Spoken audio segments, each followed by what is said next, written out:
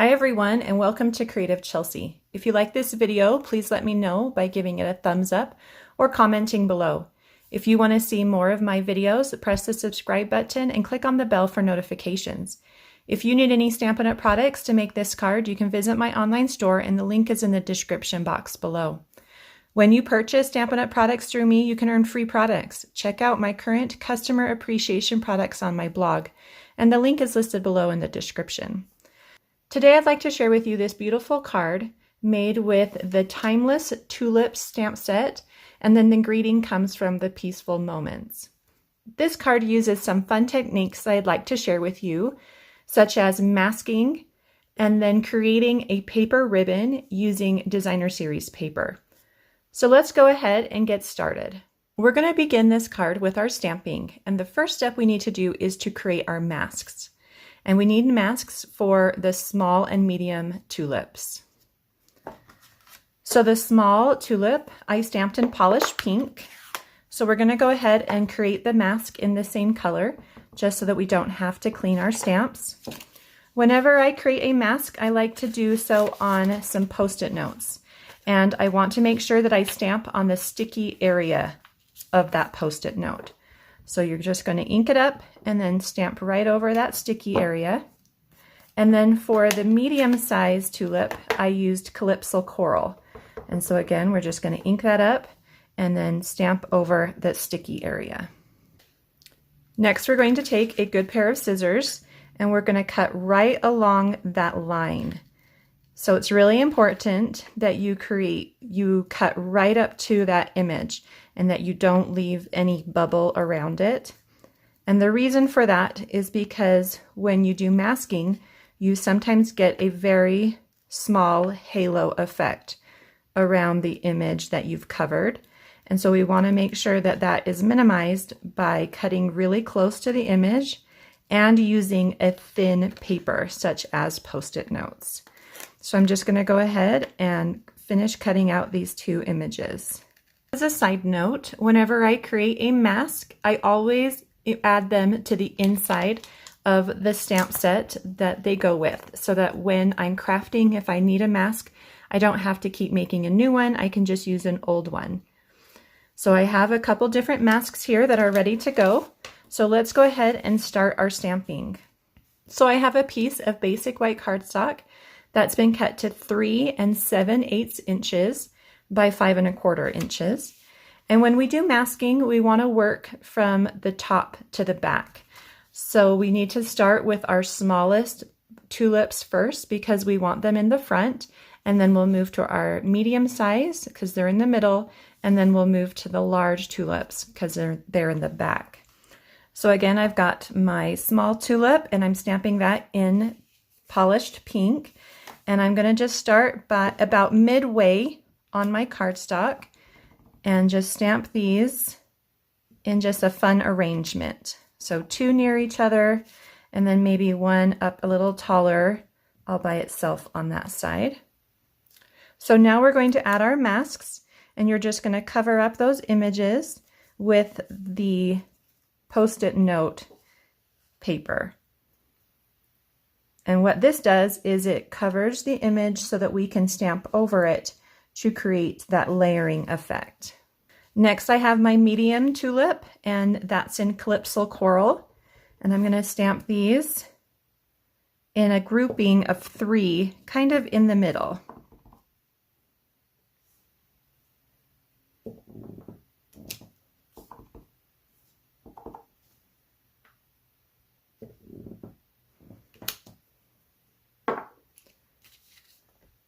Something like that. And then we're going to add the masks over these flowers.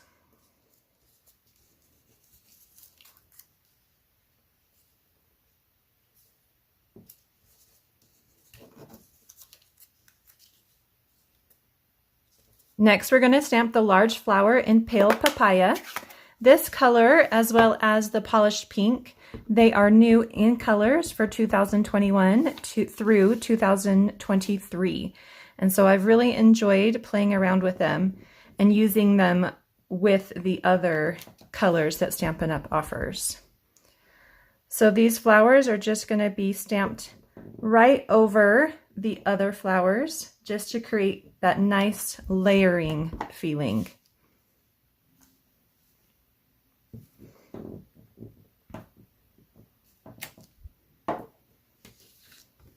So you're going to get something like that. And then we don't need to mask these large ones because nothing is going behind them. And so I'm now going to pull in my stems. I'm going to leave my masks on the small flowers. And we're going to start with the Old Olive for the stem. And I've just chosen one of the stems. There are two options. This one is the more straight stem. And I'm just going to go ahead and begin adding it to the base of the flowers. So this pale papaya one, I can see the bottom of it right there. So I'm just going to kind of line that up and just stamp it, even though we don't actually see the bottom of it when we remove the masks. So you do want to still give it a stem.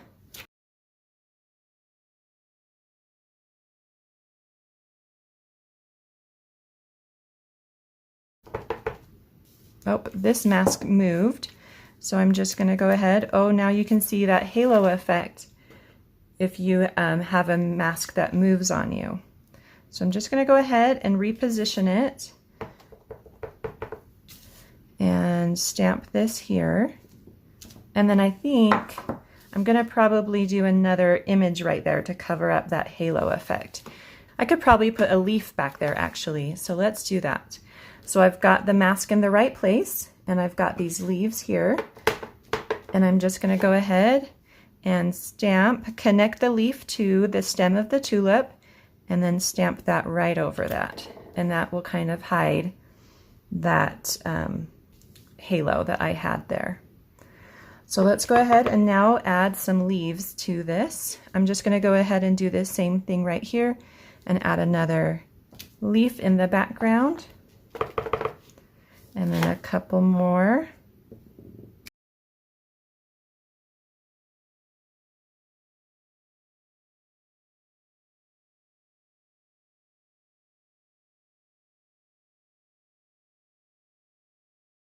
Okay, so now we get to remove the masks and see the magic. So I really love removing the masks and seeing how the images just start to pop and create that fun layering effect. Look how beautiful that turned out. Next, I'm going to stamp the greeting, and it comes from the Peaceful Moment stamp set. And I wanted to use these are the moments we look back on with joy. And so I've got that here on my clear block, and I'm going to stamp it in the polished pink ink on some basic white cardstock. And then I'm going to cut it out with one of the labels from the Tasteful label dies. I really love these dies, and I use them on tons of projects. So I'll just take this to my Stampin' Cut and Emboss machine and be right back. So that's all done. And now we're going to do the paper ribbon with the Designer Series paper. So the Designer Series paper that I wanted to use is the Pattern Party. And this is a host reward item that you can purchase for $18, which the value is like $30, I think. And you have this option after you purchase $150 worth of product. And again, you can use the link to my online store, which is found in the description below. But here you can see all these really fun patterns. And then on the flip side, you get these black and white options. And what I've decided to use is this black with white polka dots for the ribbon, and then this black and white checkered for a little accent strip along the left edge. So this paper does come in a 12 by 12, and I've just cut it down to 6 by 6 so that it's easier for me to show you those patterns. So you're going to begin with 2 strips of whichever pattern you choose. So what I have here are 2 strips that are 3/4 inches by 12 inches. And I like to cut them a little larger than my final dimension so that I can trim them down if by chance some of the other pattern is peeking out on this side. So I'm going to use some liquid adhesive for this, and you're just going to start by adhering the two pieces together. And I like to use the liquid adhesive because it gives me a little more movement between those two pieces before it solidifies and they become one. So I'm just going to work my way down the strip, making sure that it's even on all sides as I go down. And then once it's where I want it to be, I'm going to take a bone folder to smooth out that liquid glue all the way down. Now you'll notice if you got really close that you can see that back pattern poking out on the sides. So now you're going to use your paper trimmer and you're going to remove a little piece off of each side.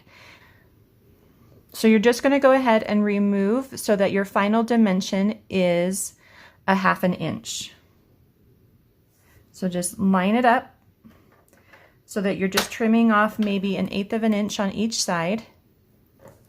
Mine is having a hard time shifting, and so I'm just going to place a little adhesive on the middle of the back just to hold it down since it's a little bit small. Okay, so just trim off the smallest bit on one side, and then you're just going to flip it, line it up with the 1/2 inch mark all the way down, and then trim again. So depending on the size of your label, you'll need a certain amount of paper. So for this one, I only need 11 inches. So I'm going to go ahead and trim again 1 inch from the bottom. Then I've got my banner's Pick-a-Punch, and I'm going to slide that in and punch out a banner on each side. And that just kind of gives it that fun ribbon look.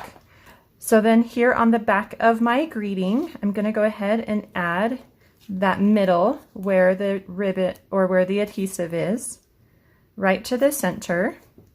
And then you just put a finger's length or so on each side and just go back and forth, just like if it was regular ribbon. So just like that. And then when you have it the way you want it, go ahead and add the rest of the adhesive.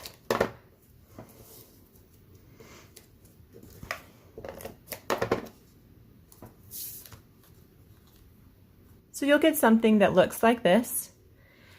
So let's go ahead and finish putting this card together.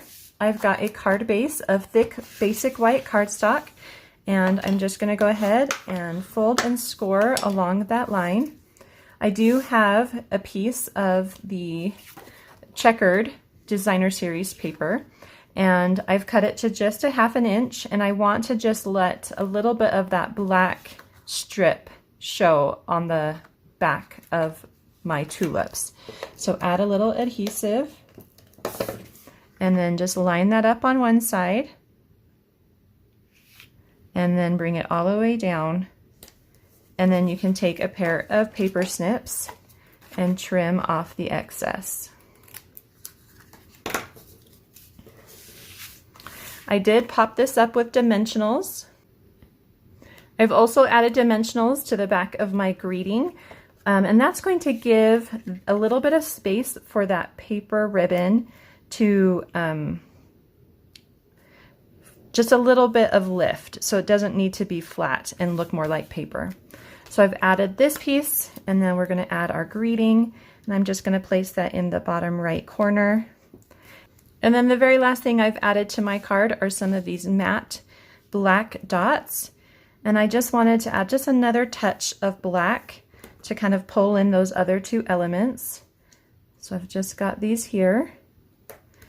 I've got 2 small ones and then a large one. And you can place those anywhere you'd like. The large one's up here, and then the 2 small ones I've placed there. On this one I had a little more, oh, I just noticed that I did the label the other direction on my first card. So I had a little more space here in the bottom right corner, But for this one, because of the length of the label, I didn't have that space there. And so it looks like either one works for this card. So I hope you enjoyed watching me create this fun card today and learn some new techniques. For written instructions and close-up images, you can visit my blog, creativechelsea.com. Thanks so much for watching. Have a creative day. Bye.